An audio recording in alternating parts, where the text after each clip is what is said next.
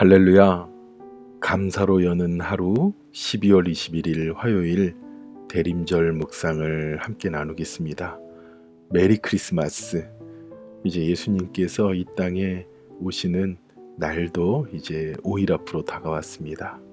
오늘 우리 함께 나누실 하나님의 말씀은 누가복음 1장 26절에서 29절까지의 말씀입니다. 제가 봉독하여 올립니다. 여섯째 달에 천사 가브리엘이 하나님의 보내심을 받들어 갈릴리 나사렛이란 동네에 가서 다윗의 자손 요셉이라 하는 사람과 정혼한 처녀에게 이르니 그 처녀의 이름은 마리아라. 그에게 들어가 가로되 은혜를 받은 자여 평안할지어다. 주께서 너와 함께 하시도다 하니 처녀가 그 말을 듣고 놀라 이런 인사가 어찌함인고 생각하매. 아멘. 여섯째 달에 이 여섯째 달이 어째 달입니까? 천사 가브리엘이 누구에게 찾아온 날이에요? 바로 마리아에게, 예수님의 어머니 마리아에게 예수님을 잉태할 것이라고 찾아온 여섯 번째 달. 그 여섯째 달이 찾아온 여섯 번째 달인데 누구에게 여섯 번째 달이냐면 바로 엘리사벳을 찾아가고 엘리사벳이 세례 요한을 수태한 지 여섯째 달 되는 때입니다. 그리고 이 가브리엘이 그것도 처녀인 마리아에게 나타나서 예수님을 잉태할 것이라고 예수라 하라. 그리고 지극히 높은 자의 아들, 하나님의 아들 이렇게 말하면서 정말 우리는 상상도 할 수 없는 분의 아들이 이 땅에 태어날 것을 마리아에게 이야기해 줄 때 얼마나 놀라겠습니까? 그래서 오늘 이렇게 얘기하는 거예요. 요셉과 정혼한 처녀. 근데 요셉의 아이는 아닙니다. 다윗의 자손입니다. 그리고 그는 분명히 오늘 처녀라고 말합니다. 그리고 그 처녀에게 그 천사 가브리엘이 가로되 은혜를 받은 자여 그래요. 은혜를 받은 자입니다. 그리고 이 놀란 마리아에게 평안할지어다 라고 인사하죠. 그리고 평안할지어다에 이어서 주께서 너와 함께 하시는도다 라는 주님이 함께 하심의 위로함도 있습니다. 그런데 생각해 보세요. 그 처녀 마리아가 그 말을 듣고 놀라. 어찌 이런 인사가 어찌함인고 하고 생각한다 그래요. 마리아가 많이 놀랐습니다. 그래서 천사가 평안할지어다라고도 말했고 살롬. 그리고 주께서 너와 함께 하신다. 하나님이 너와 함께 하신다라고 위로하시고 그리고 놀라지 말도록 그렇게 마음을 붙잡아 주시지만 마리아는 놀랐습니다. 그 천사를 만나는데 안 놀랄 수가 있습니까? 그리고 이 천사는 가브리엘은 마리아에게 지극히 높으신 분 하나님의 아들을 낳을 것이라고 이야기하고 그리고 얼마나 이 마리아가 놀랐습니까? 놀라서 나는 남자를 알지 못합니다. 그렇게 이야기하니까 성령이 너와 함께 하시고 그거에 대한 증거를 이야기해 줍니다. 36절에 내 친족 엘리사벳도 늙어서 아들을 배었느니라. 엘리사벳이 그리고 그 남편 사가랴가 아이를 못 가졌었거든요. 그런데 본래 임신하지 못한다고 알려진 이가 이미 6달이 되었나니 하나님의 모든 말씀은 능하지 못하심이 없느니라 하고 엘리사벳의 이야기를 해주면서 너가 불가능하다고 생각하는 것 하나님께서 하시는 일이고 성령님께서 일하신다는 것을 말합니다. 그 놀랐던 마리아가요. 그리고 그 깜짝 놀라면서 천사를 만났던 그 놀랐던 마리아가 38절에 이렇게 말하죠. 이르되 주의 여종이오니 말씀대로 내게 이루어지이다. 아멘. 여러분, 마리아가 이 천사 가브리엘이 하나님이 나타나가지고 그에게 이러한 말씀을 하는데 얼마나 놀랐겠어요. 자기는 처녀이고 그쵸? 남자를 알지도 못하고 그런데 그 음성이 그 이야기가 나에게 하나님께서 들려주신 이야기로 분별하며 그가 아버지 하나님의 말씀으로 확신하고 그리고 하나님 그 말씀대로 이루어질 것입니다라고 말하는 이 과정에서 보면요, 우리의 인생과 우리의 삶에도 하나님께서 가브리엘과 같이 우리에게 나타나셔서 우리에게 말씀하심이 있다는 것이에요. 때로는 우리가 그런 이야기를 들었을 때 얼마나 놀라겠습니까? 왜 하나님이 나에게 이렇게 말씀하실까? 왜 하나님이 나에게 이런 뜻을 전해주실까? 그런데 오늘 말씀에 분명히 이렇게 얘기하고 있는 거예요. 그 마리아에 대해서, 그 마리아가 얼마나 신실한 처녀고 얼마나 귀하면 은혜를 받은 자여, 이렇게 말을 하는 거예요. 하나님께서 여러분들에게 은혜를 받은 자여 라고 말하며 찾아오는 그런 은혜의 역사가 있어야 될 줄 믿습니다. 은혜를 받은 형남아, 은혜를 받은 하림아, 은혜를 받은 요하나, 은혜를 받은 킴벌리야, 은혜를 받은 레이첼아, 이렇게 은혜를 받은 내 아들 맹원아, 이렇게 하나님께서 은혜를 받은 누구야 라고 우리에게 찾아오시고, 그리고 우리에게 아버지 하나님의 거룩하신 귀한 일들을 맡기시기를 축원합니다. 아니요, 이미 하나님께서 말씀하실 거예요. 우리는 살아가면서 이게 천사의 음성인가 하나님의 음성인가, 이렇게 마치 마리아가 하나님을 만난 것처럼요, 신실한 가운데 우리가 주님 앞에 서 있다면 이것이 하나님께서 나에게 원하는 것인가 라고 우리는 하나님의 음성, 천사의 음성과 같은 그러한 하나님의 뜻을 우리가 발견해야 될 때가 있을 겁니다. 여러분 생각해 보세요. 어떤 누군가가 와서 여러분들에게 밑도 끝도 없이 얘기하고 간다면 저 사람 정신병에 걸린 사람인가, 이렇게 생각할지도 모릅니다. 그러나 분명한 것은 마리아에게 천사가 나타나서 하나님의 뜻을 전달한 것처럼 우리의 인생과 삶에도요, 하나님께서 우리에게 하나님이 원하심을 말씀하실 때가 있다는 거예요.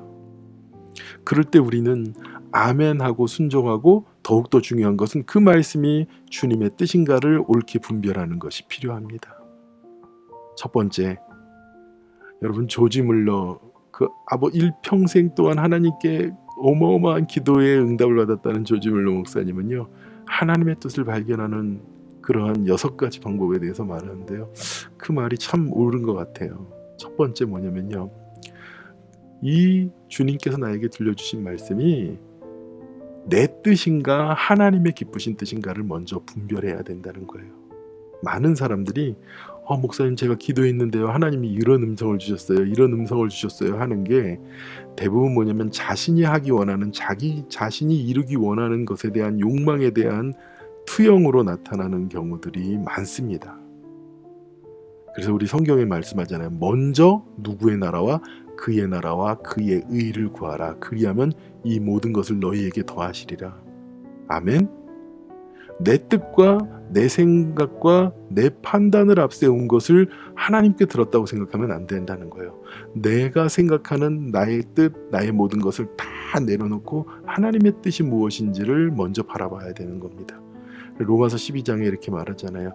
이 세대를 본받지 말고 오직 마음을 새롭게 함으로 변화를 받아 하나님의 선하시고 기뻐하시고 온전한 뜻이 무엇인지 분별하라고 말하는 거예요. 내 뜻이 아니라 하나님의 뜻을 분별하기 위해서 내가 아니라 하나님을 바라봐야 된다는 거예요. 두 번째, 내 기분과 내 느낌을 신뢰하는 것이 아니라 하나님께서 나에게 말씀하고자 하는 하나님의 거룩하신 하나님의 뜻을 보는 것. 하나님의 뜻이 어디 있습니까? 말씀 가운데 있어요. 성령님께서 나에게 주신 가운데 있습니다. 모든 성경은 아버지 하나님의 감동으로 된 것으로 교훈과 책망과 바르게 함과 의로 교육하기에 유익하다고 그래요. 하나님의 말씀이 우리의 모든 결정의 중심이 되는 것이에요. 말씀을 바라야 되는 거예요. 그리고 아버지 하나님께서 그 이루는 모든 일들에 대하여 하나님의 뜻을 보여달라고 우리의 간절한 기도가 있어야 됩니다. 마지막으로요, 하나님께서 주신 그 일에 대하여 내 마음에 진정한 평안이 다가오는 것이 있어요. 근데 여러분, 우리가 얼마나 하나님의 분별하기 쉬운 하나님의 뜻을 많이 듣는지 아세요? 무엇입니까? 하나님의 뜻이 무엇입니까? 서로 사랑하라고 그러잖아요. 근데 우린 서로 사랑해야 되는 그 뜻에 대해서는 잘 생각 안 하고요. 미워하는 대로 미워하고 싫어하는 대로 싫어합니다. 그래놓고 하나님의 뜻이 무엇인지 분별해 달라고 그래요. 분명히 하나님의 뜻이 있는데도 엉뚱한 것을, 왜요? 아까 말씀드린 것처럼 내 자신의 느낌과 내 자중심의 판단만으로 생각하기 때문에 그런 일이 생기는 거예요. 제가 이런 이야기를 들었었어요. 어떤 분의 그 여동생이 어려서 그런 일이 있었대요. 엄마랑 교회 가가지고 막 예배를 드리고 있는데 목사님이 설교를 한참 하고 있는데 여동생이 양귀를 꼭 막고선 엄마한테 그래. 엄마 몇 시에 끝나는지 알려주세요. 그러더는 거예요. 엄마가 막 큰 소리로 그렇게 예배 시간에, 그러니까 기가 막혀가지고 예배가 끝나고 나서 조용히 하라고 그러고 동생을 데리고 나와서 물어봤다는 거예요. 너 왜 그랬어? 그랬더니 이래. 너는 예배 시간에 아까 목사님이 사랑하셔야 됩니다. 서로 사랑하십시오. 이렇게 얘기하는데 또 얘기하고 또 사랑해야 된다고 계속 했던 얘기 또 하고 또 하고 또 하고, 그래서 난 더 이상 들을 게 없는데 계속 얘기해서 이거 언제 끝나나 하고 귀를 막고 얘기했다는 거예요. 무엇입니까?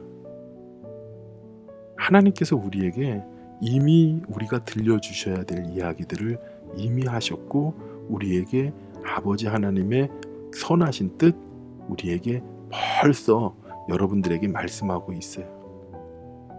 그 결국은 무엇이냐면요, 아버지 하나님의 선하신 뜻을 우리의 삶에 담고 살아가느냐 마느냐입니다. 여러분, 이 마리아가요 얼마나 그 마음속에 놀랐겠습니까? 그런데 아버지 하나님께서 마리아에게 요구하신 건요 순종에 대한 이야기였어요. 평안함을 주시고 내가 너를 통하여 아버지 하나님의 거룩한 일을 이루기 위함이라. 그리고 엘리사벳이 세례 요한을 임신한 것에 대해서 얘기하고, 마리아가 놀라면서도 주님의 뜻이 나를 통해 이루어지기 원합니다. 그리고 뭐예요? 요셉과 잔적도 없는데 임신했잖아요. 하나님의 뜻이 그에게 일어났잖아요. 어떻게 하면 되지? 내가 어디 가서 임신을 해와야 되나? 그런 것 아닙니다. 뭡니까? 우리가 하나님 앞에 하나님의 말씀이, 하나님의 뜻이 천사와 같이 그러한 아버지 하나님의 뜻을 우리에게 우리의 삶에 어떻게 들려지는가를 우리가 늘 믿음의 민감한 가운데서 살아나가야 될 줄 믿습니다. 어찌 보면요, 천사 가브리엘처럼 하나님의 뜻을 말하는 사람이 우리 주변에 늘 있어요. 내 친구 가운데, 아니면 목사님을 통하여서, 아니면 성도들 간의 교제를 통하여서, 때론 내 자녀를 통하여서 이것이 하나님이 기뻐하시는 주님의 뜻이구나라는 것을 우리 가운데 말하는 천사와 같은 사람들이 있었을 거예요. 여러분, 그럴 때면은요, 그 귀한 믿음의 사람들, 아버지 하나님의 거룩하신 말씀을 대어낸 그 사람들의, 그 하나님의 뜻에 중심을 맞춘 그 사람들의 이야기에 아멘하고 응답하시고 순종하는 저와 여러분이 되길 축원합니다. 우리를 언제나 함께하는 천사와 같은, 천사처럼 매 순간마다 우리와 함께하는 주변에 고마운 사람들이 있을 거예요. 연말에 이 성탄절에 하나님, 나에게도 가브리엘과 같은 귀한 천사 같은 사람을 보내주셔서 감사합니다. 오늘 나도 그들에게 하나님의 귀한 아름다운 말을 전하는 주님의 천사가 되겠습니다라고 오늘 하루도 살아가며 승리하는 저와 여러분이 되기를 축원합니다. 기도하겠습니다. 하나님, 감사합니다. 우리의 삶에 주님의 귀한 뜻을 품고 다가온 천사 같은 많은 성도들, 사람들 있게 하여 주시니 감사합니다. 그 모든 것 가운데서 아버지 하나님, 우리가 옳고 바른 것을 분별하게 하여 주시옵시고, 아버지 하나님, 이 연말에 아버지 하나님께서 예수님을 보내주신 이 성탄의 계절에 하나님, 우리가 그 뜻에 더욱더 순종하고 아버지 하나님 바라보며 믿음으로 일어서서 나가는 자, 주님께서 주신 은혜 받은 자로서의 귀한 삶을 살아가는 우리가 되도록 축복하여 주시옵소서. 모든 은혜를 감사드리며 예수님의 거룩하신 이름으로 기도드렸사옵나이다. 아멘. 오늘도 믿음 가운데 또 은혜를 붙잡고 승리하는 저와 여러분이 되시길 축원합니다. 기도하겠습니다.